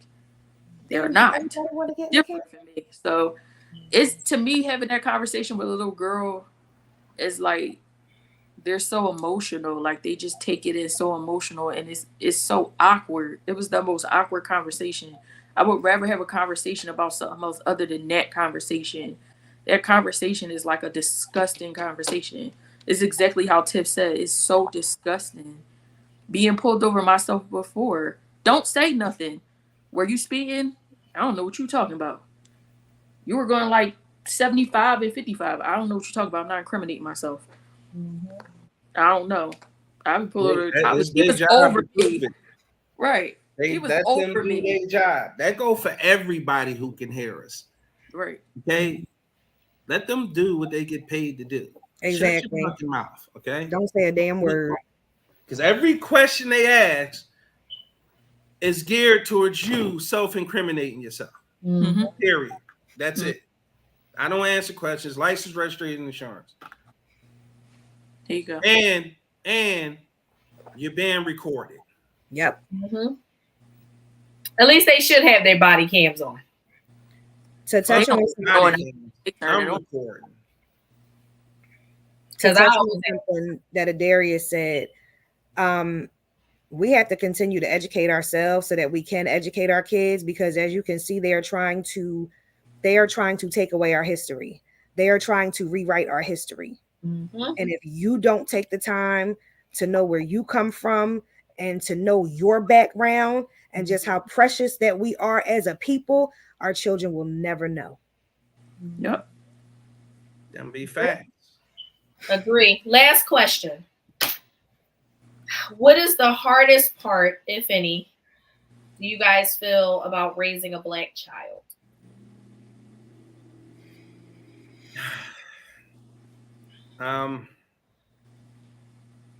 The stereotypes. The stereotypes that they weigh down on us as a Black parent, I would say the hardest part for me was explaining to my daughter why I had to separate from her other parent. And when you do that, they look at us totally different from everyone else. A non-melanated person, the mayonnaise people, as I say, when they separate from their kids, it's just like, oh, they had a disagreement. It wasn't, they weren't getting along. It wasn't good for them. It wasn't healthy. But when I say let's separate, it's something totally different. It's like, oh, how dare you? Then you become like the statistic, and then you're not going to make it, and then you're not going to be nothing, and then you just going to be like all these bad things as a black parent.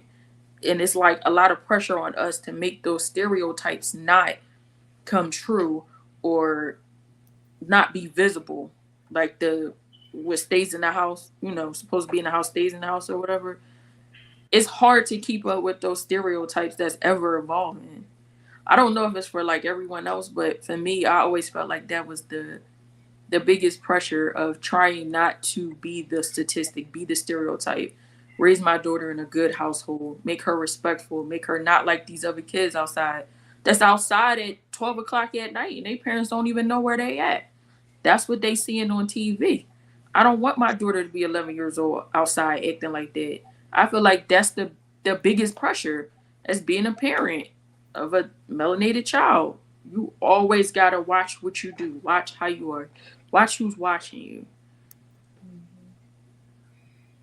I think the hardest part about being a black parent raising black kids is being forced to explain why. Why are we looked at as animals or less than human? Why do store owners follow us around? Why do I have to be 10 times better than my counterpart? Why can't I interact or say nothing back to police? Why is it my name matters on the application? Right. That's serious shit that I thought about when naming my kids, Kayla and Cameron. Accepted both ways, universally. You looked at that on the application, you won't be able to tell whether they're black or white. And that was important to me because I don't want them stereotyped right out the gate or missed opportunities because of their names. So there's things like that being a black parent infuriates me because at the end of the day, I think being black is one of the hardest things and one of the most beautifully sophisticated beings in the world. I swear to God, I would not want to be any other race other than black. Despite our experiences here, despite the way we treated, despite me as a black man being looked at as a threat every single day, I would not trade this experience for the world because as much as that infuriates me, I try to be as pro-black and as positive as I can be because we set the trends for the world. We are the gum on the bottom of their shoes is how they look at us. But God damn it, they wouldn't be wearing them shoes if it wasn't for us. Yeah. We single-handedly keep this economy going. We the reason that America is the superpower it grew to be after World War II. Okay. I need our people to understand the only way. And I I get tired of saying it, but I'm gonna say it every chance that I get. The only way we can win at this game is to play the game. I know people don't like to vote. I know that we think politics is rigged and it's fixed and our vote don't matter, but it couldn't be far from the truth. They always say the pen is mightier than the sword. It's a reason. The reason they've been winning for so long is because they've been whipping our ass with this pen. And we refuse to realize that. When we wake up and realize we need to grow some homegrown politicians that agree and that's going to push our agenda, we can start getting bills passed and laws passed that'll help us. And I'm not saying it's going to solve all our problems. One of the things we got to stop doing is sitting on Beyonce's internet and fucking complaining all day. You wanna actively listen. I tell people the easiest way to protest. You ain't got to get out your bed and go to get to 10, 20 miles and then walk another 5 miles. You know the easiest way to protest and hit them where it hurts? Stop spending your money with them. Thank you. Because I get so sick when I hear black people say I went to the damn Gucci store. Like, are you fucking kidding me? When Gucci did that bullshit with that black face and act like they ain't fucking know, I said, you'll never get none of my coins. That shit is I detest that with a passion. Right. That's because right. it's like you you allow people. It's like you're saying, I don't give a fuck if you disrespect me or not. I'm still gonna give you. Here's my money. Take You my can call money. me a nigga. It's like we beg to spend our money with Are these you kidding me? motherfuckers who blatantly tell us they don't fuck with us. Exactly. Are you kidding me? You don't even realize that's an inferiority complex. It is. It's a master complex. Who determines what's a premium fucking brand? Dom, far as I'm concerned, what you wearing? Baby, get into this designer. Get it. I was about to say that. I was about to say that. It is a premium. Get into it, baby. Get this black-owned business out here. Fuck they talking about. We decide that. When I tell you, I rock my BEN sweatshirts. I rock my sweatshirts that Angry OG made, and I get so many heads to turn. Oh, where you get this from? Where you get that from? Yeah. And I'm quick to say, oh, this website right here. Black owned. Soon as you say black owned, they be like, oh. No. Keep that same look you had when you thought it was Gucci and Louis and all the rest of them. Yeah. Okay. Exactly. Period. And Byron is actually a designer. He has done LA Fashion Week. He has done Philly's Fashion Week. He designs clothes, and the thing that he uses. Why he not on this platform? Listen, because he got social anxiety. Let me say that. But all of his clothes are African print because that is who he is. That's his brand. He loves. I met him at the game night. Game night. And at your party, right? Yep. Yeah, that's my man. We cool. Yeah. I'm definitely about to hit him up. Listen, he makes some fly ass stuff. He just made a prom dress this season. He made prom dress last season. Like this, now you know. Listen. Now you know.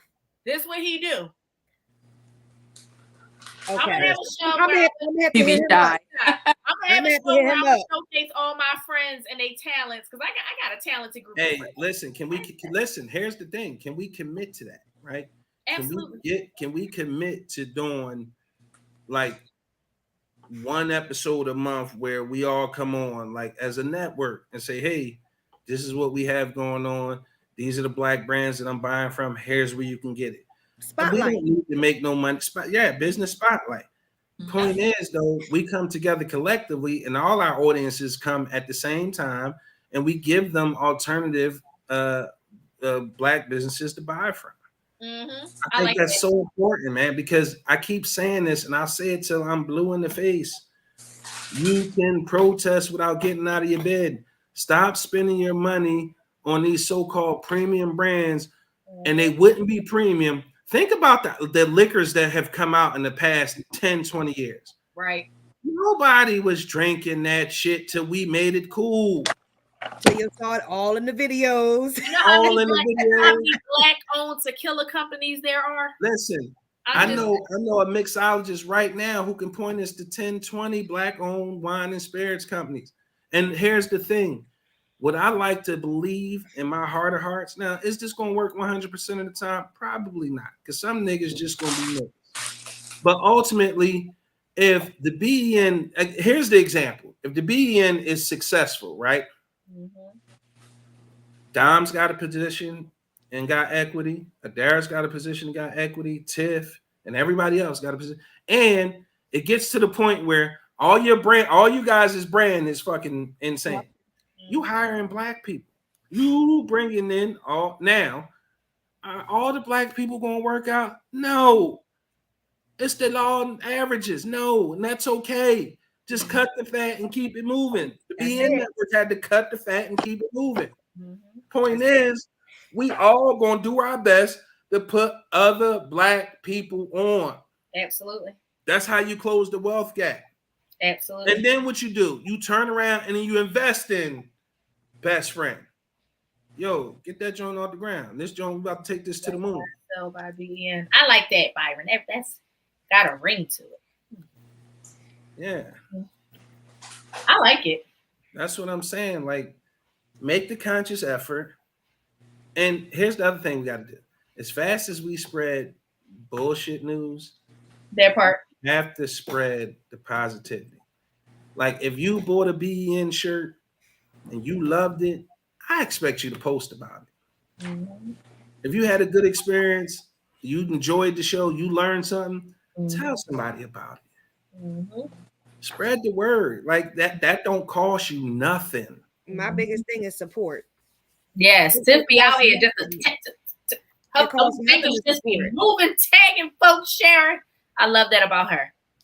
Listen, Mike, I'm trying to tell you, Mike. Byron, You know, I love African print. That's my thing right there. that is what he do. Okay, all African print Africa. stuff. Listen, every fashion show he has done, it has been African print because we are not represented in that space. No, we're not. They want to do modern stuff, but don't nobody want to show our roots. So that is something he is very big on.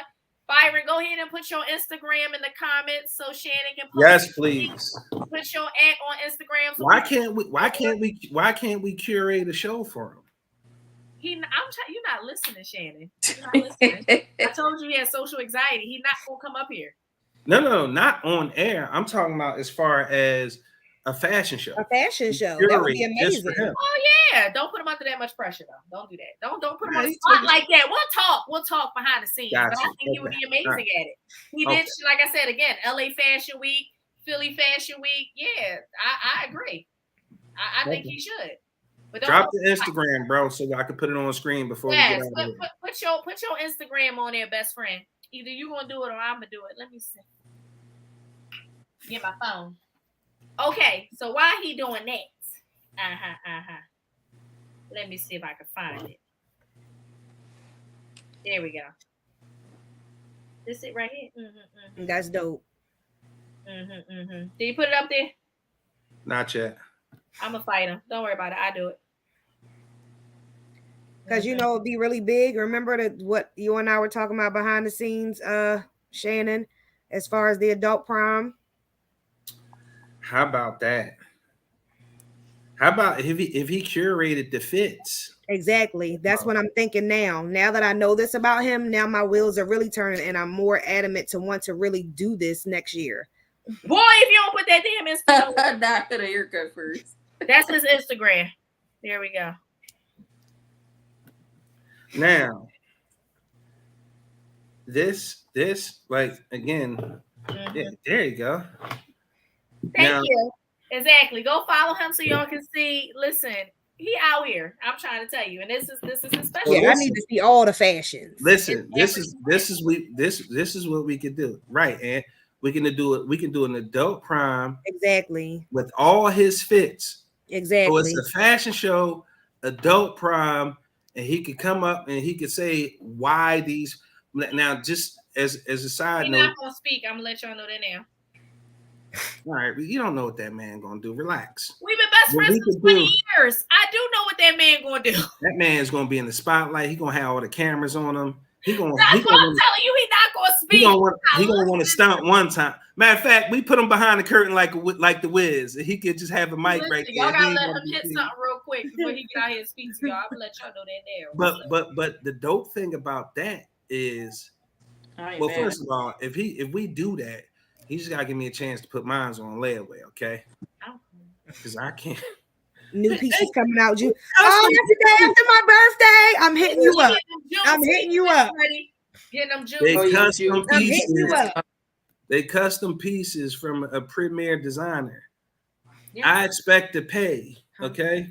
No, so I just need some. Okay, he don't take all payment at once. He break it up in installments for you. That's what I'm saying. Just let me get a little layaway. That's all. Just let me get a little layaway. No, but I'm really more inclined now to really want to do this adult prom for the network. It was something that it was just a conversation, but I think that'll be a really good. I think it'd be really nice for all of us just to kind of get together, to be dressed up. Damn.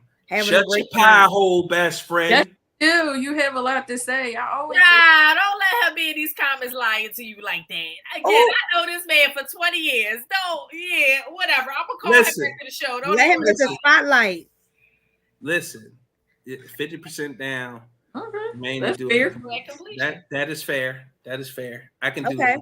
See, look at you, best friend, getting business. I can do that. You know, I'm always gonna put on people that look like me. Okay, let's get into it. All right, so. Any last words from you guys? Tiff, go first. First of all, thank you both ladies for inviting me on the show. You know, this is my favorite topic. I love talking about my kids. I love my children. That's one thing in this world that is kind of strange. I said I never wanted kids. And the moment that I was blessed to be pregnant, that was like the light of my life. So I'm very active within their lives, within their friends' lives, their teachers. I'm always stepping to their teachers and trying to encourage them that they need to choose different methods on discipline and education when it comes down to the children, especially mine. But I just want everyone to just remember, please continue to educate yourselves so that we can educate our children, like I said before, about our culture, our history, and our worth within these communities and America in general, because we built this shit, literally. And if they don't know that, because they're not being taught that in school, because they're trying to erase our history, they're trying to erase us, eradicate us, period, they'll never know. Thanks, Tiff. Shout out to Tiff, who is one of our producers and who is also our vice president of the BEN. Tiff is amazing. She's always sharing. She's always tagging folks. She's always supporting every show on this network. I am so grateful to call someone like you a friend. Thank you. You know, they come very far in between. You are such a great mother. I just be like, from the outside, like, yeah, so when my son get this age, I'm going to be like, Tim, like, the support is just unreal. What you see is what you get with you, and you are deserving of all your flowers now because you are absolutely amazing. And I'm so grateful because I literally texted y'all last night, like, hey, can you be on the show? Well, you know I love y'all down. You know I love y'all down. So I just Tiff, I need you. No problem. I know you're always so busy because your children are involved in so much sports, and it's just that's a whole nother full-time job. Yeah. And you handle it with such grace, and you're always available, and you're always cheering people on. You're always supporting people. And so I am so grateful to have you, and so grateful to, like I said, to call you a friend. Thank you so very much. We got to get together for our lunch date. Don't forget, we got to dress up so we can go out. That's right, because we going out. Where'd you say you wanted to go? The Mooshaloo? Was it the Mooshaloo? It might have been. No, because I ain't like their food. I think it was the Chart. How about Eddie V's? It was the Chart House? You want to go to Eddie V's? You know they got a new one in Cherry Hill now. No, I didn't go to that one. Yeah, let's go to Eddie V's. Let's go there. Bam. Okay. Boom. All right, Adairess, anything you want to leave for the people? I enjoy listening to other experiences besides my own. Because sometimes it feels like you do not have the same experiences as everyone else parenting in this crazy ass world. And it's good to know other people are going through the same experiences in this crazy ass world. So I enjoy listening to the co-hosts. I thank them for come on here and explaining some of their experiences, and good to know that they have children the same age as mine, because I thought y'all kids were all older than mine. So it's good to know they have the same experiences I do. Mm-hmm. Yeah, shout out to Adairess, my co-host of Melanated Vibrations, also my baby sister. Only by 2 months, y'all. She still be trying to boss me around like she the oldest. I don't like that for her. But I want to give you your flowers. You know, you just graduated with your bachelor's degree. I know that the sky is the limit for you. The possibilities are endless. I'm so proud of you for sticking in there with all that you have. Taking care of family, being a mom, being a wife. Like, it's not easy, but you do it again with such grace. I thank you for taking the time out to even be my co-host, because I know this is not what you wanted to do. Yeah, but I was going to do you anyway. So I appreciate you, and I love you. You dope as fuck, and you owe me a weekend. So, because you ain't come out on Saturday with us, but that's another conversation. Anyway. I noticed I ain't see her in them videos. You ain't see it because she ain't come out, because she was a grandma. You know why? I already told her why. She is not. Excuse me. She got a husband. She can't be having no lukewarm hot girl summer with y'all all the time. I don't have to know where she at. I'm sis. Her husband loves me. That's my bro. He love me. He knows she in good hands. Don't do that. So anyway, Shannon, talk to the people. It's like no. Taylor, congratulations to Tiff and Mike's son. Congratulations to Malachi winning the championship. Yeah. Salute to them for all their hard work as parents, and the kids for showing up and being committed. Adairess. It's great to see another Black woman out there get that paperwork and step into the world and help people genuinely. Dom, salute to you for showing up every week and giving us some great topics and stuff to talk about, and always having, takeaways and putting us in a better mental state to deal with the rest of our week. I think it's important that you come on Mondays. I'm so glad that's where we landed at for the show. So a couple things I want to leave you with. It's just important to me, and you never know who watches. Oh, and Byron, great pieces, bro. I just follow him. Great pieces, bro. I'm hitting him up immediately. Great pieces like that. Byron, that means you have to check your DMs, okay, sweetheart? Yeah, we working on the social media stuff. Go ahead. I'm a PR person. Go ahead. Salute to him. We do have the BEN Awards coming up. I don't know when it's going to air, but it's going to be a virtual thing. I'm proud of everybody who's going to get an award this year. Personally, want to thank Tiff for stepping up as usual with the behind the scenes stuff. Just here's the thing: we need y'all to buy some merch. Yes, buy some merch. That'll help us a long way. But the people that we're going to honor at this awards, it's like how many people? Tiff, 6, 7? It's 7. 7 people, yeah. They're all people who are extremely deserving because of all the hard work that they do. And I think that, it's a great thing to recognize people, because a lot of these people do stuff selflessly. They do stuff without accommodation. They do stuff without recognition. They do it because they just love the community and they love what they do. So I think it's important that even us at this macro, super micro level, take the time out to recognize the people who are effective in our community, who are actually out here doing the things to make change, and we should recognize them people. That's going to be fun. Last thing I wanted to say is, Kayla, Cameron, Daddy, love you. I don't have the vocabulary to express how much I love you. Just know you've made my life worth living every day. I appreciate y'all, and I love being your father. And I'm out before I start crying. I want to say this one last thing before we go. Get emotional. Go ahead. This is upcoming Father's Day. Yes. And I think a lot of dads, or I'm not going to say a lot of dads fathers don't get the recognition that they deserve. And that man that just got off that screen. I know, he didn't even let me give him his flowers. One of the best fathers, aside from Michael Montgomery, who is my children's father. They are two of the best fathers I know, period, point blank. And that's just that. But I just want to say here on air, and I'm going to be in the comments all week on everybody's show, showing love and support to all of the fathers. I salute you all for all the hard work, for showing up all the time.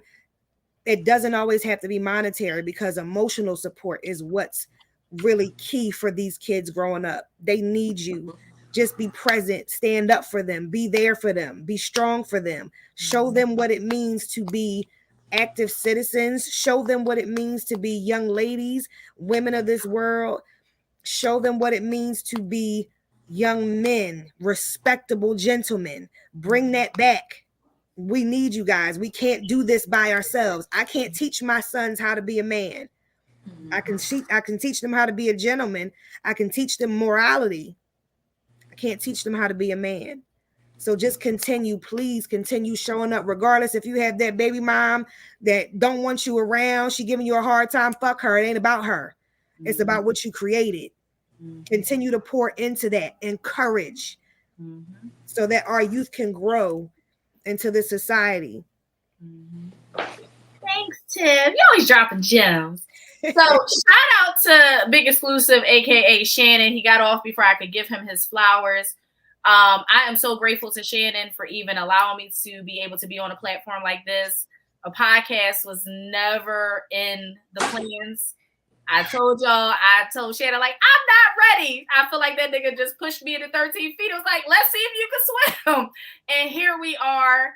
I'm getting close to finishing up my first season. I'm so grateful to Shannon for being his authentic self on and off the screen, for being a friend, for being a listener, for being thorough. I know that every secret I have told him is safe with him and that it has not gotten out. And I appreciate him for stepping up and being a real man, for being a great neighbor, for checking on me, just a hello. Don't even understand how sometimes just the smallest things can mean so much. So shout out to Big Exclusive for giving us all an opportunity to get out here to express to others, you know, the knowledge we have, to show our gifts. He is an amazing dad. I've seen him in action.